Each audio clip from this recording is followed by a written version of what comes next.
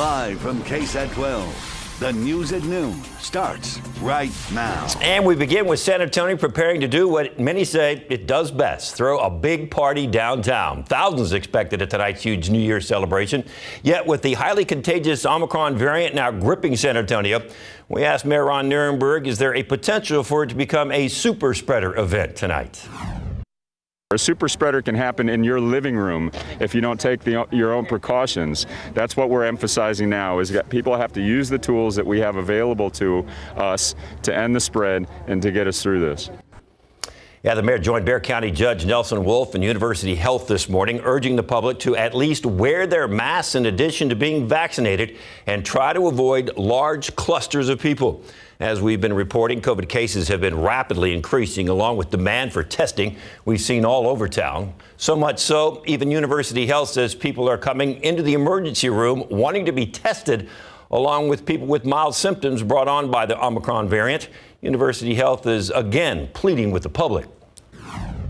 We're asking everyone to help us preserve our capacity and allow hospitals to care for more patients that need treatment for things like trauma, heart attack, strokes, and other serious conditions. Now, they tell us the Omicron variant may not be as bad, but the consequences are serious in terms of its ripple effects in our community.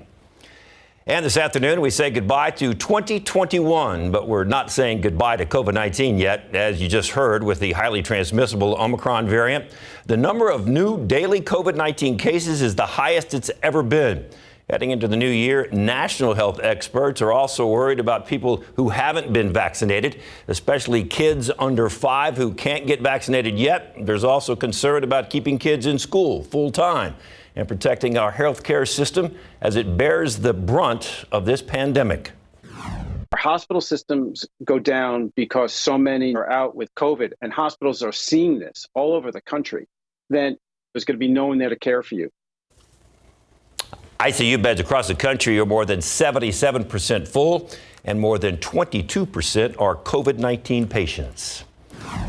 The World Health Organization says the COVID-19 pandemic could come to an end in 2022 if global vaccination increases. In a statement today, the WHO announcing the world has all the tools and resources to end what it called a calamity. According to the organization, projections show there is potential to vaccinate all adults globally and provide boosters to high-risk groups.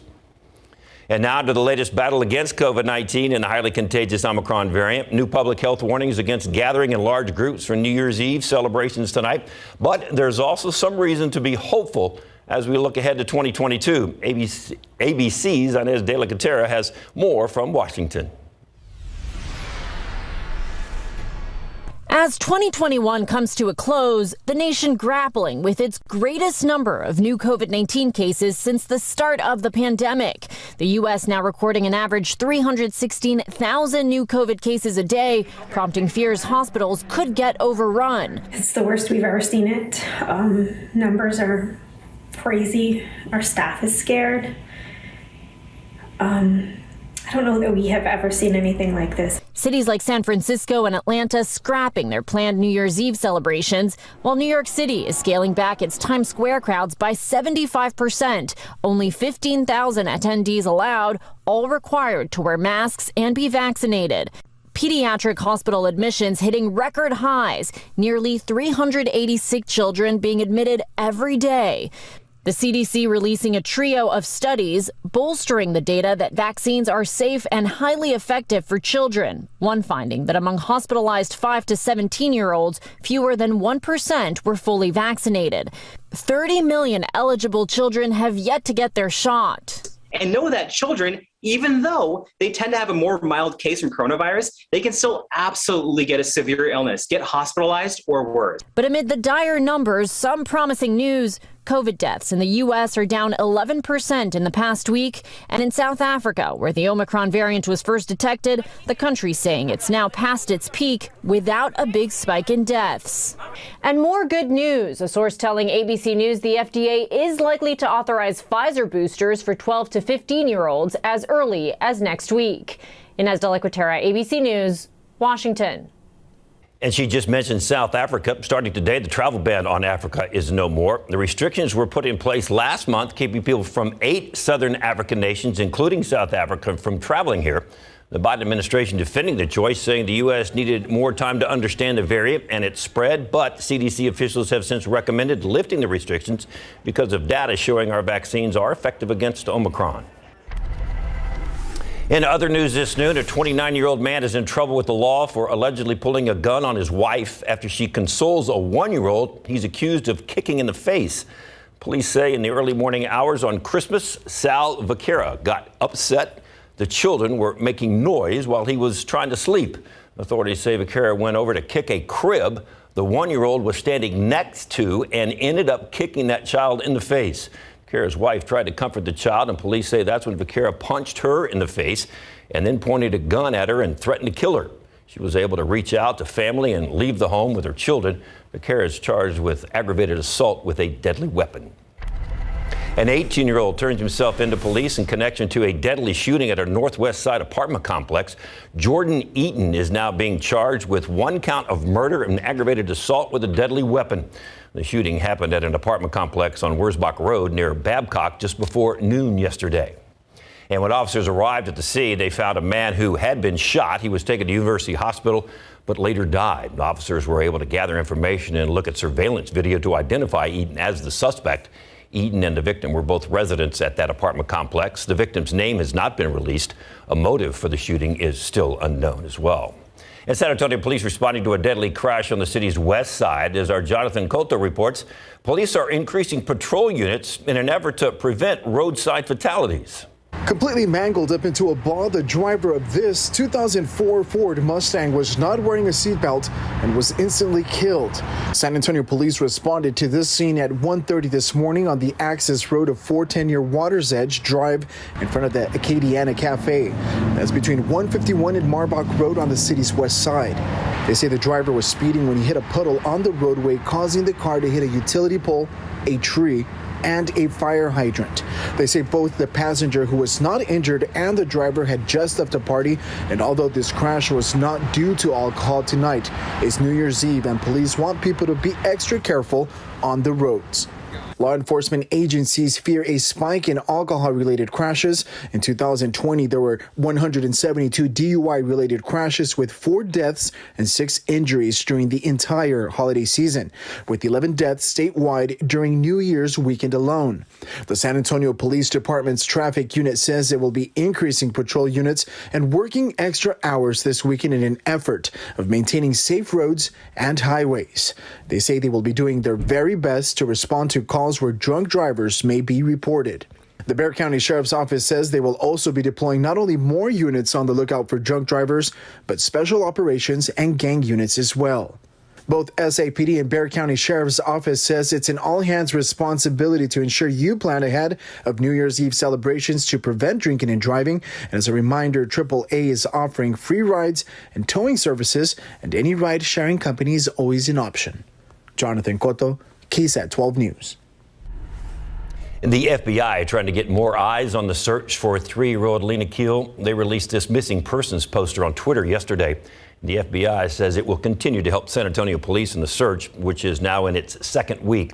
She was last seen December 20th at a playground at her apartment off of Fredericksburg Road. Volunteers also helping. Yesterday, the Search and Rescue SATX group and a new group of volunteers teamed up to search a 5-mile radius from Lena's apartments. She's our daughter. Something happens to her, it's as if it happened to everyone. Anyone with information about Lena's disappearance is asked to call SAPD's missing person unit. 210-207-7660 is the number to call. Still ahead this news, a new report ranks customer satisfaction when it comes to electrical companies. Details on where CPS Energy stands. And Becky Hammond is about to reach a dream to become a head coach, but there's a little twist with it coming up. And there are almost 24 laws going into effect beginning tomorrow. We'll have a quick preview coming up next. This SA Salute holiday greeting is brought to you by IAQ Cleaning. Hey everyone, my name is Brandon Ayala with IAQ Experts. I just want to give a huge shout out to the military and everybody who served as a first responder as well. Thank you very much. And I just want to give a huge shout out to my cousin Lorenzo and my friend Jacob as well for serving in the military. You guys, I'm very grateful for it. Y'all don't know how much it means to me. Thank you for protecting our lives. Thank you. Here's a couple of stories we are following right now on KSAT.com. The Texas Legislature passed hundreds of bills this year. While most of them went into effect in September, there are 23 more that don't go into effect until 2022. Those new laws include nonprofit organizations providing housing for the homeless to claim property tax exemptions, notice requirements for leased dwellings located in a floodplain, and applying the sales and use tax to medical or dental billing services. Also on our website, CPS Energy, last place for utilities serving residential customers in the South Large region. That's according to the J.D. Power 2021 Electric Utility Residential Customer Satisfaction Study. It was released this month. CPS Energy received a score of 723 out of 800 survey participants on a scale of 1,000 points. The national average was 748. You can read these stories in full on our website, KSAT.com. Let's get outside. Don't need to crank up the heat in the house just yet. Maybe tomorrow or Sunday, but not today. No, not today. You need air conditioning, and we will see a little bit more sunshine later on today. Yeah, this is definitely going out on the warm and humid side, and we still got a little bit of some fog kind of hanging around in places. 71 degrees. We're starting to see some clearing well down to the south, and those dew points at bottom number still at 66 means a whole bunch of moisture out there. We're going to make it up into the low 80s later on today. The aquifer did drop down another 0.2 of a foot in the latest reading, and Mountain Cedar, yesterday it was just over 16,000. Now it is almost 25,000, and didn't have any cold fronts or anything like that to deal with. What's going to go on tonight? We are going to be seeing temperatures that will stay in the 70s. It's going to be very humid, and a very humid start tomorrow as well. May have a little bit of fog actually late tonight in the wee hours tomorrow. Big cold front though is coming in. I'm talking big cold front. Details in just a couple of minutes.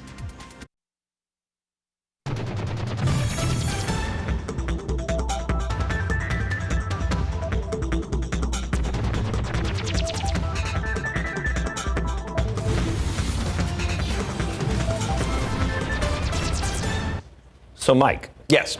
Like a lot of other people in San Antonio, what was it like 2 or 3 weeks ago now? We had that little cold snap, felt nice, went and got some firewood, put it on the back porch. And the debate is, do I need to put it back in the wood rack or do I keep it on the back porch because I might get to use it at some point? Keep it on the back porch right now. Yeah, but and unlike the last couple of times when we've had some cold weather, it's been a really shallow layer of cold air, and it's lasted, a day? Maybe. Day and a half, maybe. Yeah, and then all of a sudden you turn around and it's warm again.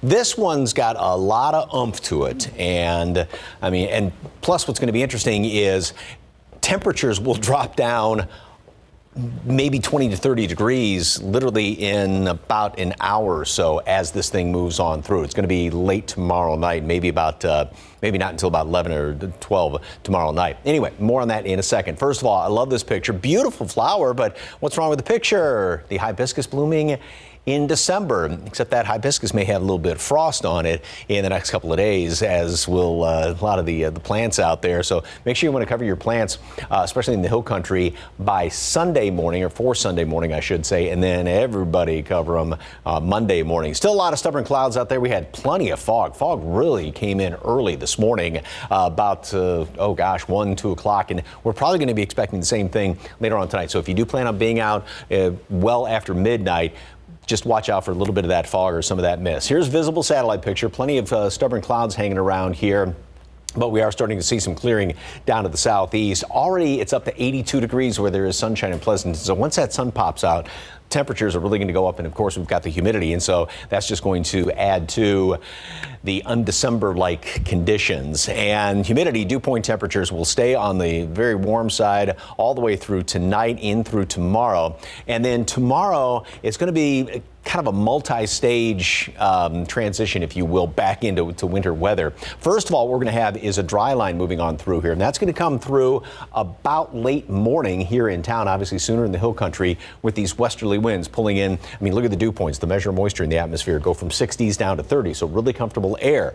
That's going to be the case throughout the afternoon. Wind picks up, and it's going to be very breezy elevated fire danger out to the west is going to be an issue. So keep that in mind for tomorrow. Then as we go into tomorrow night, there the wind shifts around out of the northwest, and that's when the cold air comes in. And look at some of these forecast dew point temperatures down in the single digits, which is a rarity around here to get air that dry. So we will get up into the low 80s tomorrow. I think actually a little bit warmer than that. And then here comes the colder air. So it's going to be, again, 11 o'clock, midnight Sunday morning when that cold air comes in here, and boy, it's going to come in with a vengeance. So we're going to go from a high in the low 80s to 32 degrees. 34 I'm going for. I think we stay just above freezing here in town Sunday morning just because the wind is going to keep things stirred up a little bit. But we're going to see a 40-50 degree temperature drop in the overnight hours. Then we get into Monday, and that's when everybody is going to be seeing a little bit of frost on the hibiscus because it's going to be a widespread freeze by Monday morning. So forecast today, and we stayed a little bit cooler than what I had forecast at noon just because of the extra cloud cover around here. However, like I said, once that sun pops out, we are going to make it up into the low 80s around here, and then it's going to be also very humid. Now, tomorrow we start off in the mid 60s and then get up into the low 80s.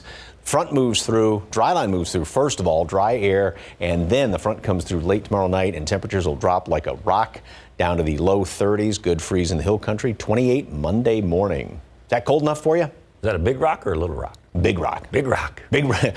When it drops 40, 50, I mean, look at the 50-degree temperature difference from tomorrow's high to Sunday's low. That's big boulder. That's big rock, yes. Big rock.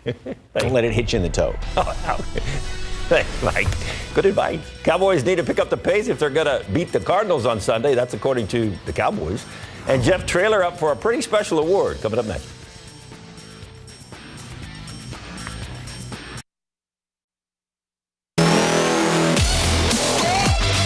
Spurs assistant coach Becky Hammon is working on a deal to become the next head coach of the Las Vegas Aces. That was first reported by The Atlantic, and then ESPN added some info earlier today. She'll become the highest paid head coach in the WNBA. It would be a 5-year deal. She'll be staying with the Spurs until the season ends, though. Ironically, Hammon played for the Aces when they were actually the San Antonio Stars. They moved to Vegas back in 2017. Hammon's in her 8th season as an assistant with the Spurs. She was the coach of the Spurs Las Vegas Summer League team that won the championship back in 2015. Hammon, who's 44, has been up for several NBA jobs over the years, came close, but just could not crack the code. However, Hammon was the first female to be the lead coach on an NBA team. When Greg Popovich got tossed from a game back in 2020, Hammon took over the head coaching duties. Hammon, along with Manu Ginobili, 2 former Spurs that have been nominated for the Basketball Hall of Fame.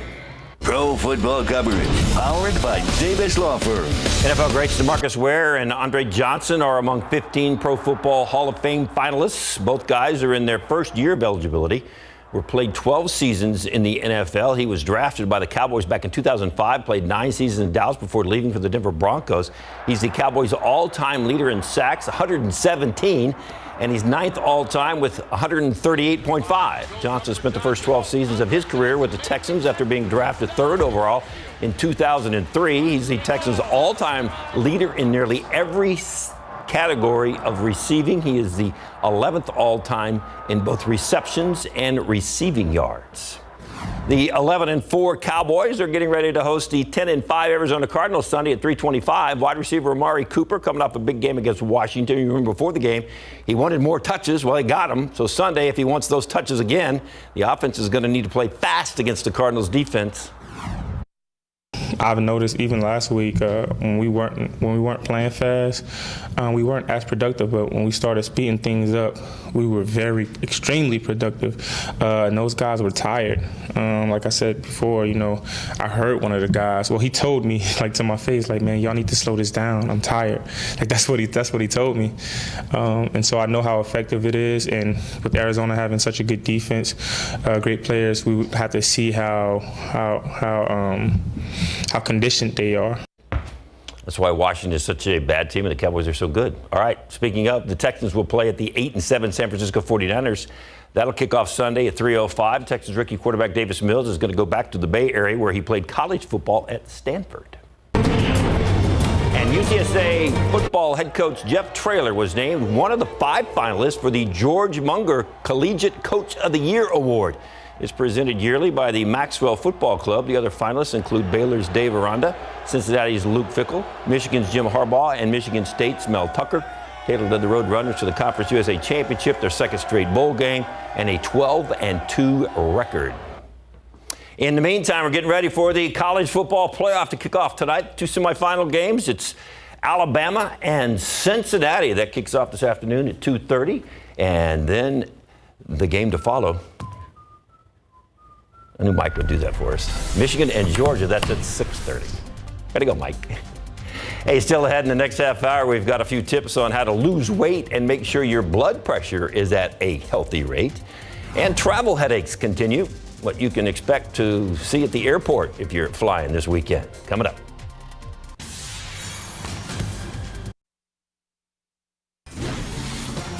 A $10,000 reward is now being offered for anyone who can help police find a 14-year-old suspect in the deadly shooting of 3 teens in Garland. That's a suburb of Dallas.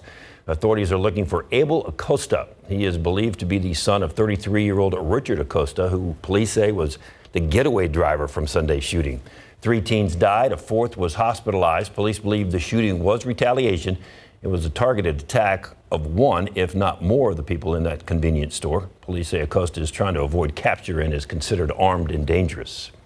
Fast-moving wildfires continue to burn in Colorado as firefighters aggressively fight to get them under control. Thousands of people being forced to evacuate from their homes as the wildfires move towards residential areas, showing no mercy. Outside Denver, fires have already burned homes, hotel, a shopping center, and at least 1 first responder and 6 others have been injured. Colorado's governor says the wildfire's path is taking it straight to areas filled with middle and upper middle class subdivisions. This area, for those who don't know this area of Boulder County, is right in and around suburban subdevelopments, stores. It's like the neighborhood that you live in. It's like the neighborhood that any of us live in. And so 1,600 acres near a population center can be, and is in this case, absolutely devastating. Evacuations are being ordered for the cities of Louisville and Superior due to the intensity of the fires. Boulder County Sheriff says there could be more injuries and possibly some deaths. Now to the holiday travel nightmare that just doesn't seem to want to end. More than 1,000 flights canceled today alone. The FAA now warning travelers of even more delays to come. ABC's Maria Villarreal is in Dallas with more. Coast-to-coast travel chaos. For the 7th straight day, more than 1,000 flights canceled, thanks in part to surging COVID cases and extreme weather in parts of the U.S. There's no guarantee I'm going to get out on Saturday. And for the 3rd day in a row, Seattle's SeaTac Airport reporting the most cancellations in the world. Unclaimed luggage piling up in baggage claim. I gotta find my luggage. I don't know where my luggage is. Alaska Airlines greeting its customers with a caution of its staggering wait times. Unfortunately, we have experienced hundreds of flight cancellations over the past few days, which has created excessive wait times in upwards of 10 to 20 hours. Other airlines just as overwhelmed. JetBlue CEO revealing to CNBC that employee sick calls in some departments are running 200 to 300% above normal. Things are likely to get worse before they get better. The trouble also growing at sea, with the CDC raising the threat level and urging people to avoid cruise travel regardless of their vaccination status, amid recent investigations into outbreaks now linked to more than 80 ships. Industry officials calling the move perplexing, arguing their cases make up a small percentage of the people on board. Kurt Buddy agrees and still plans to take his cruise this weekend. People are ready to get out in the world and travel, and if they're not going to take a cruise, they're going to do something else. If you're worried about your trip, contact the cruise line immediately. See what their policies are for a refund. You can also work with your credit card company. They might have different policies to help protect your money as well. And last but not least, check to see if you have trip insurance, because then you can change or cancel your trip anytime for any given reason and get that money back. Mireya Villarreal, ABC News, Dallas, Texas. President Joe Biden speaking with his Russian counterpart, Vladimir Putin, in the hopes of diffusing a crisis on Russia's border with Ukraine. Putin requested the call this week for reasons U.S. officials said were not precisely clear. Biden and Putin last spoke on December 7th in a video conference.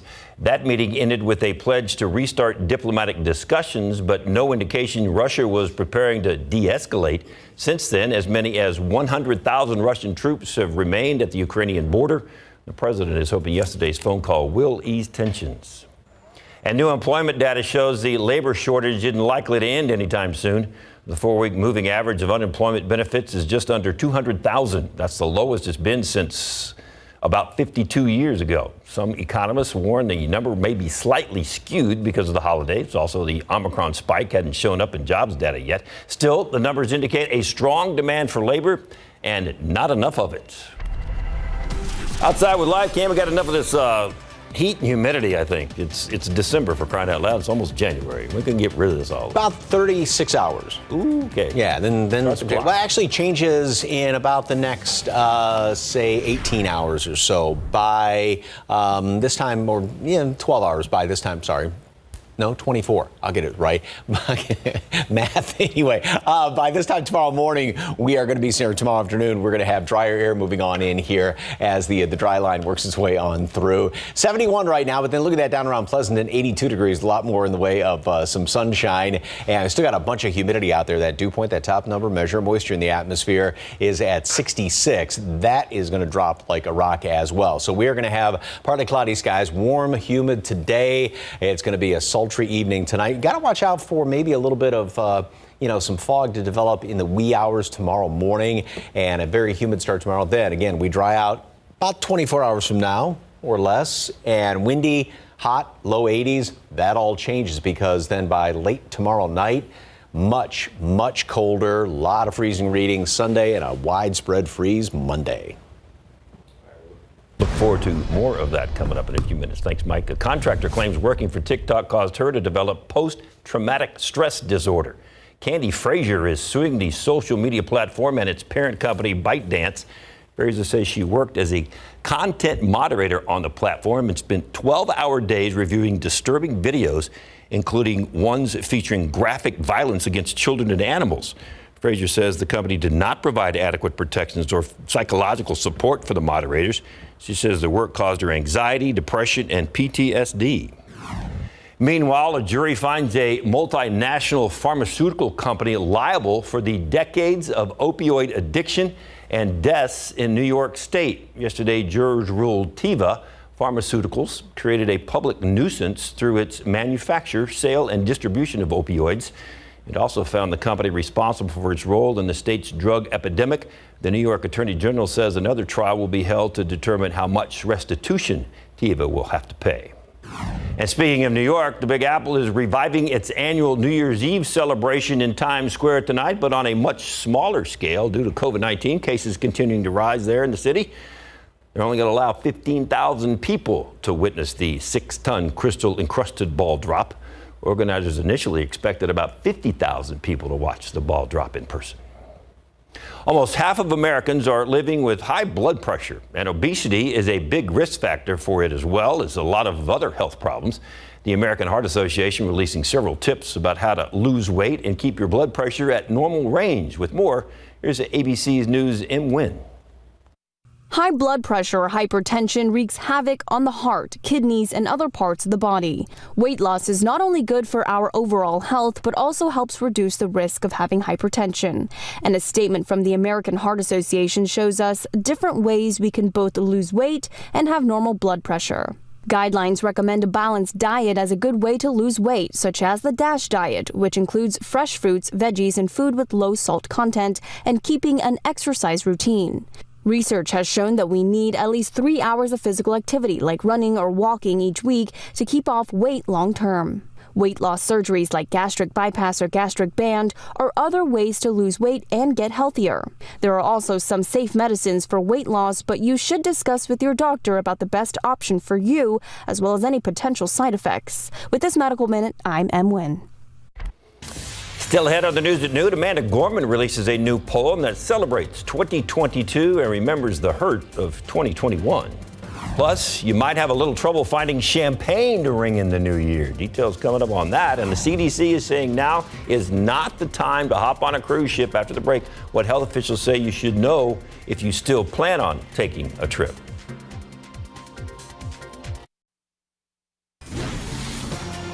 Remember, we talked about going on a cruise just a few minutes ago. The U.S. Centers for Disease Control and Prevention says no one should be taking a cruise right now, regardless of their vaccination status. The CDC increasing the risk level for cruise ship travel yesterday to its highest level. The industry is seeing a recent increase in cases of the Omicron variant on board cruise ships. The CDC advises those vaccinated and unvaccinated to avoid cruises, but if you do go on a cruise, they recommend you are fully vaccinated and have received a booster shot. Cruise passengers should also get tested 1 to 3 days before their trip and 3 to 5 days after they come back home. If they are unvaccinated, they should also self-quarantine for 5 full days after their trip. Desktop computer sales bouncing back as people continue to work from home and want a larger display and better mouse and keyboard than laptops provide. Desktop PC sales plunged early in the pandemic when remote work seemed only temporary. However, this year many users are making their remote setups more permanent. Companies like Dell and HP say they've seen an uptick in global shipments, which had dropped in previous years. Outside with live cam, we wish the temperature would drop. It keeps going. Don't worry. It keeps going. Okay, you keep saying that. I'm waiting, man. I'm getting pumped up. Winter's here. Watch what you wish for. Yeah, it's going to be getting really, really cold by, Sunday morning. You're going to wake up and you're going to be thinking January temperatures. But for tonight, anything but cold.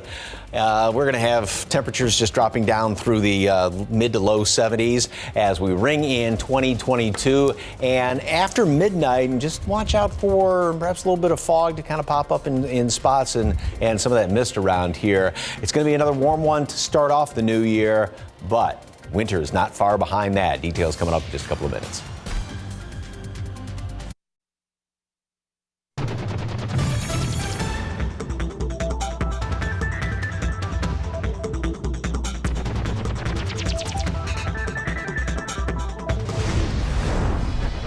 In your consumer news, Tesla recalling 475,000 vehicles due to camera and front trunk issues. The automaker says the technical defects may increase the risk of accidents. 2 separate recalls are in place. One impacts Model 3 cars made between 2017 and 2020. The company says over time, a cable may separate, blocking the rear view camera feed. And the other affects more than 119,000 Model S cars that have a faulty trunk latch. The issue could result in the hood opening unexpectedly. And it's time to toast the future and ring in 2022, but good luck finding bubbly to celebrate tonight. Liquor sales say champagne brands like Moet Chandon and Veuve Clicquot can retail for $50 to more than $100 per bottle. They're sold out in many markets. However, you can probably still find bottles of less expensive options. Some say it's due to increased demand, diminished grape harvest, and a disrupted supply chain. Meanwhile, demand for champagne and sparkling wines has surged 120% since 2019. And more money is heading to IKEA employees here in the U.S. The hourly rate will jump to $16 an hour, with some starting at $17 or $18, depending on location. A majority of employees will also get a performance bonus, totaling a payout of nearly $76 million. The international furniture and retail giant also announced an enhanced benefits package. It includes a minimum of 5 weeks paid time off. The company accrediting strong sales in 2021. An American Girl is releasing its first Girl of the Year doll of Chinese descent. The popular doll manufactured unveiling a Chinese-American skier on Thursday. The Girl of the Year dolls are based on modern characters with contemporary stories. The other American Girl dolls are linked to different periods of American history. American Girl has released other Asian American dolls in the past, including a biracial Japanese American doll, plus a book it sells for $110. And here we go with more weather. more heat for a couple of days, but then the big rock falls.